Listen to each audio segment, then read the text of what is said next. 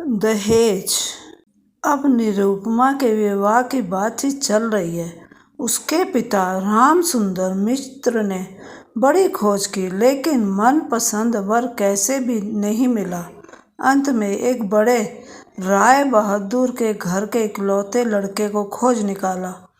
उक्त राय बहादुर के पैतृक जमीन जायदाद बहुत कम रह गई है, पर घर तो खानदानी ही था ना। वर पक्ष ने दहेज में 10,000 की रकम और अनेक प्रकार की दान सामग्री की मांग की। रामसुंदर बिना सोचे विचारे ही राजी हो गए। ऐसे पात्र को कैसे भी छोड़ा नहीं जा सकता। कैसे भी रुपयों की व्यवस्था नहीं हो पा रही है। गिरवी रखकर बेचकर बहुत कोशिशों के बावजूद भी 6-7 हजार रुपये बाकी रह ही गए। इधर विवाह का दिन करीब आता जा रहा है। आखिरकार विवाह के दिन आ ही पहुंचा। एक आदमी अधिक ब्याज पर बाकी रुपए उधार देने को तैयार हो गया, लेकिन ऐन मौके पर वह भी गैर हाजिर रहा। विवाह मंडप में भारी हलचल मच गई। रामसुंदर ने हमारे राय बहादुर से हाथ पैर जोड़कर कहा, शुभ काम संपन्न हो जाने दे, मैं रुपए अवश्य ही अदा कर दूंगा। राय बहादुर बोले, रुपए मिले बिना वर को मंडप में नहीं लाया जाएगा। इस दुर्घटना के कारण अंतःपुर में रोना धोना मच गया। इस बड़ी विपत्ति का जो मूल कारण है, वह विवाह की लाल चोली साड़ी पहने, गहना पहने, माथे पर चंदन चुपड़े चुप बैठी है। भावी ससुर कुल के प्रति उसमें बड़ी भारी भक्ति या अनुराग उत्पन्न हो रहा हो, ऐसा नहीं कह सकते। इस बीच एक सुविधा हो गई। सहसा ही वर अपने पितृदेव के प्रति बेअदब हो गया। पिता से कह बैठा, खरीद फरोख्त मोल भाव की बात मैं नहीं समझता। विवाह करने आया हूँ, विवाह करके ही लौटूंगा। पिता ने जिस किसी को सामने पाया उसी से बोले, देख रहे हैं ना आजकल के लड़कों का आचरण। दो एक बुजुर्ग लोग थे, उन्होंने कहा, शास्त्र शिक्षा नीति शिक्षा तो बिल्कुल रही नहीं, इसी से तो ऐसा है। वर्तमान शिक्षा का विषम फल अपनी संतान में प्रत्यक्ष देख राज बहादुर को हतोत्साहित होकर बैठ गए। विवाह किसी तरह विस्मरण निरा आनंद भाव से संपन्न हुआ। ससुराल जाते समय निरुपमा को हृदय से लगाकर पिता आंसू नहीं रोक सके। नीरू ने पूछा, बाबूजी, क्या ये लोग मुझे फिर कभी आने नहीं देंगे? रामसुंदर ने उत्तर दिया, आने क्यों नहीं देंगे बेटी, मैं तुम्हें लिवा लाऊंगा। अक्सर ही रामसुंदर लड़की से मिलने चले जाया करते, पर समधियाने में उनकी कोई प्रतिष्ठा नहीं रही। यहाँ तक कि नौकर चाकर तक उन्हें नीची निगाह से देखते। अंतःपुर के बाहर अकेले कमरे में किसी दिन 5 मिनट के लिए बिटिया से मिल पाते, तो किसी दिन मिल तक नहीं पाते। समधियाने में इस तरह का अपमान तो सहा नहीं जाता। रामसुंदर ने निश्चय किया, जैसे भी हो रुपया चुकाना ही होगा। लेकिन कर्ज का जितना बोझ अभी कंधे पर था, वही संभाले नहीं संभल रहा था। कर्ज में बेहद कटौती करनी पड़ी। कर्जदार की आंख से बचने के लिए हमेशा कई तरह के हीन कौशल अपनाने पड़ते। उधर ससुराल में उठते बैठते कन्या को उलाहने मिलते। पिता के घर की निंदा सुनकर कमरे का दरवाजा बंद कर आंसू बहाना उसका नित्य कर्म बन गया है। विशेष रूप से सास का आक्रोश किसी भी तरह कम नहीं होता। यदि कोई कहता, वाह कैसा रूप है बहू का, मुख देखकर आंखें जैसे शीतल हो जाती है। सास गरज उठती, हाँ बड़ी रूपवती है, जैसे घर की बेटी वैसा ही रूप रंग। यहाँ तक कि बहू के खाने पहनने तक की कोई परवाह नहीं करता।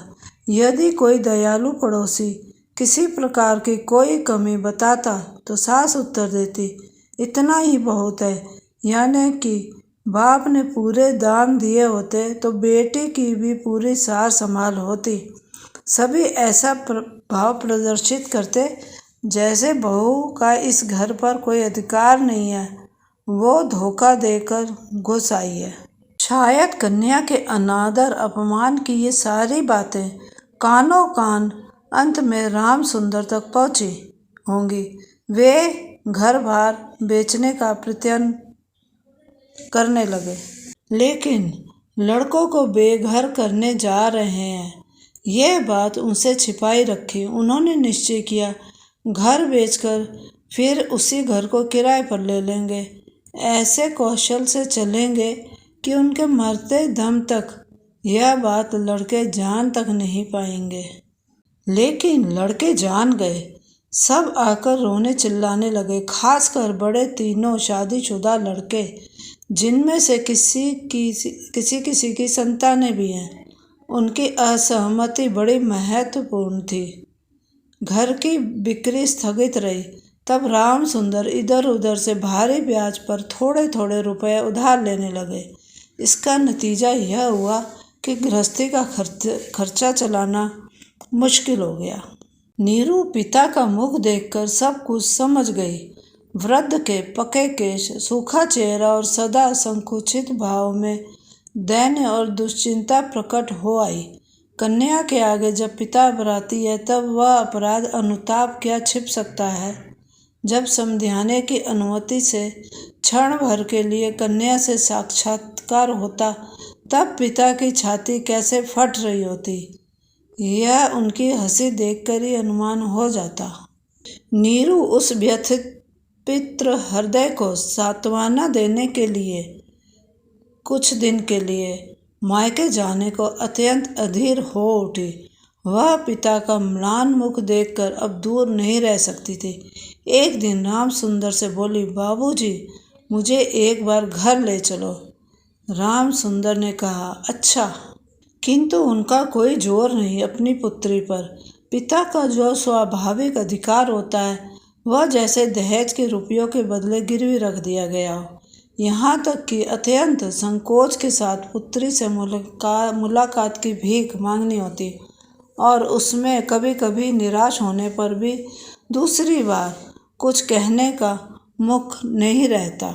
किंतु पुत्री के स्वयं मायके आना चाहने पर पिता उसे ना लाकर कैसे रह सकता है। इसलिए समधी के पास इस आशय की अर्जी पेश करने से पहले राम सुंदर ने कितनी दीनता, कितने अपमान, कितने नुकसान सहकर जो 3000 रुपये संग्रह किए, उसे इतिहास का गोपनीय रहना ही भला है। वे कुछ नोटों को रुमाल में लपेट चादर में बांधकर समधी के निकट जा बैठे। पहले हंसते हुए मोहल्ले की चर्चा छेड़ी। हरे कृष्ण के घर में बड़ी भारी चोरी हो गई, उसका आद्योपांत विवरण कह सुनाया। नवीन माधव और राम माधव दोनों भाइयों की तुलना करते हुए राधा माधव की विद्या, बुद्धि, स्वभाव की प्रशंसा और नवीन माधव की निंदा की। शहर में एक नए रोग का आगमन हुआ। उस विषय में अनेक अजीबोगरीब आलोचनाएं की। अंत में हुक्का जमीन पर रखते हुए बातों ही बातों में बोले, अरे हाँ समधी जी, दरअसल वे रुपए तो बाकी रह गए हैं। रोज ही सोचता हूँ आते हुए कुछ साथ लेता हूँ, लेकिन समय पर ध्यान ही नहीं रहता। अरे भाई, बूढ़ा जो हो गया हूँ। ऐसी एक लंबी भूमिका बांधते हुए अस्थि पंजर की 3 अस्थियों के समान 3 नोटों को अत्यंत सहज भाव से, अत्यंत लापरवाही से बाहर निकाला। केवल 3000 के नोटों को देखकर राय बहादुर ने ठहाका लगाया।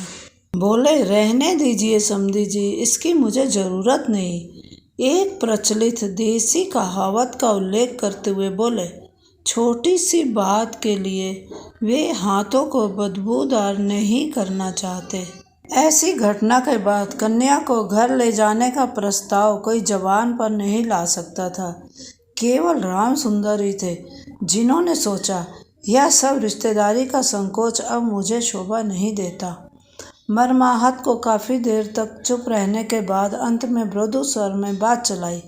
राय बहादुर ने बिना कोई कारण जताते हुए कहा, यह अभी नहीं होगा। और यह कहते हुए वे काम के बहाने उठकर चले गए।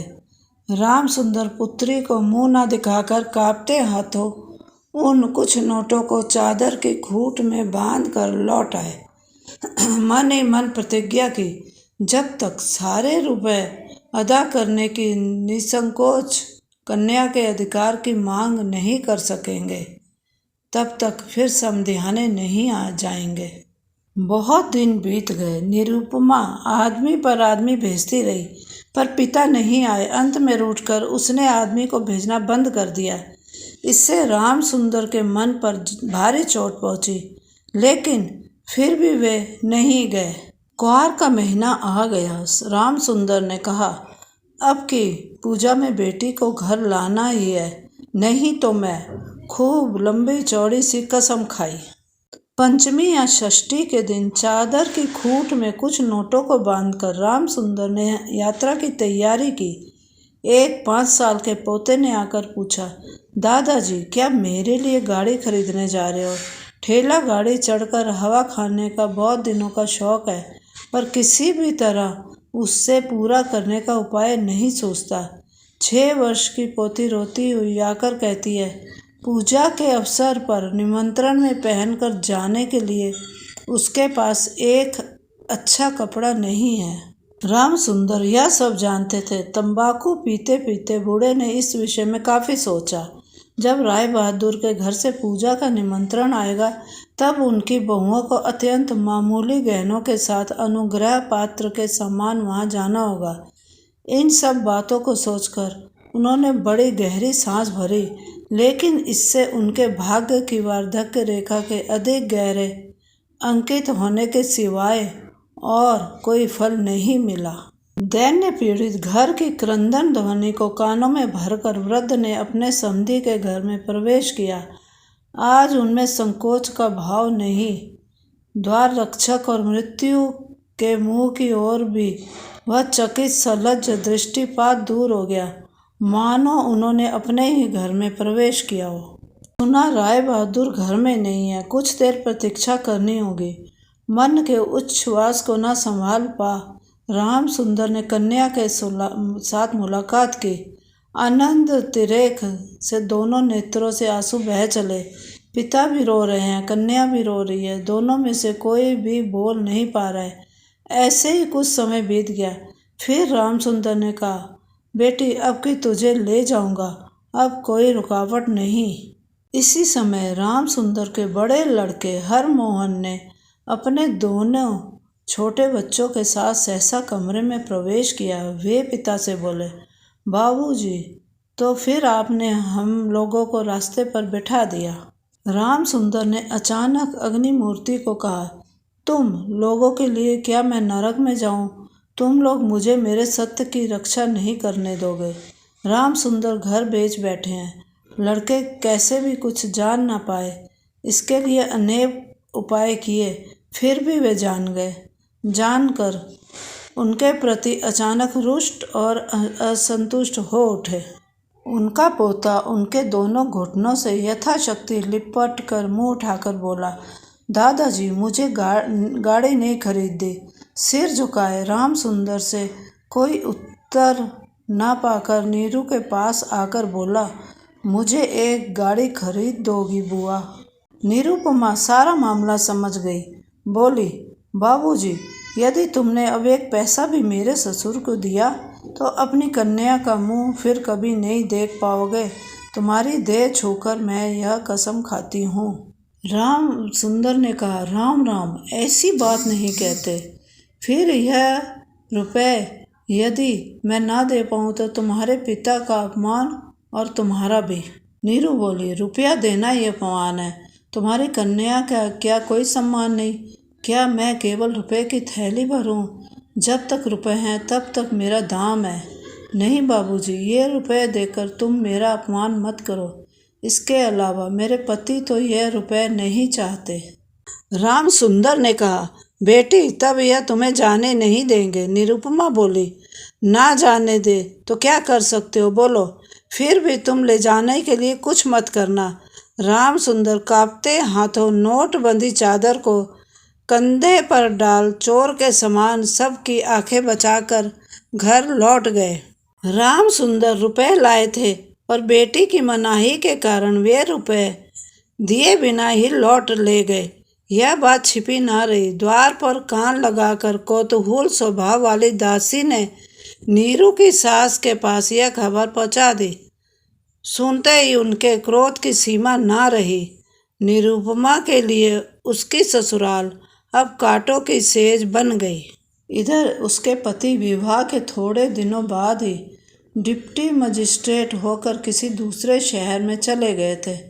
कहीं संग दोष से नीरू को शिक्षा न मिले, इसी बहाने अब मायके के रिश्तेदारों से मुलाकात की बिल्कुल मनाही हो गई थी।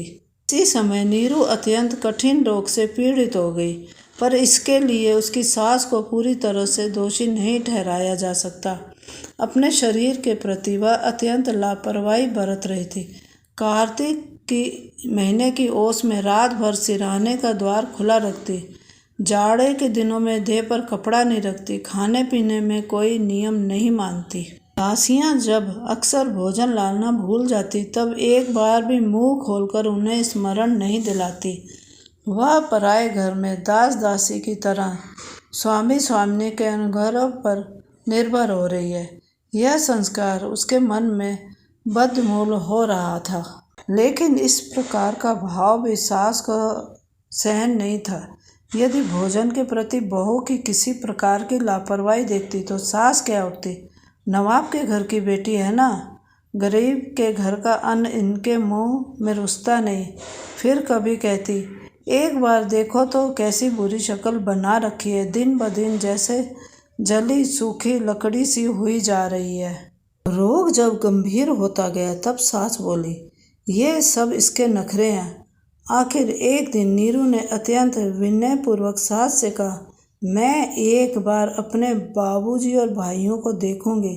सास बोली, यह मायके जाने का बहाना है, कहने को कोई विश्वास नहीं करेगा। जिस दिन संध्या के समय नीरू की सांस उखड़ने लगी उस दिन पहली बार डॉक्टर ने उसे देखा था और उस दिन ही डॉक्टर के देखने का अंत भी हो गया।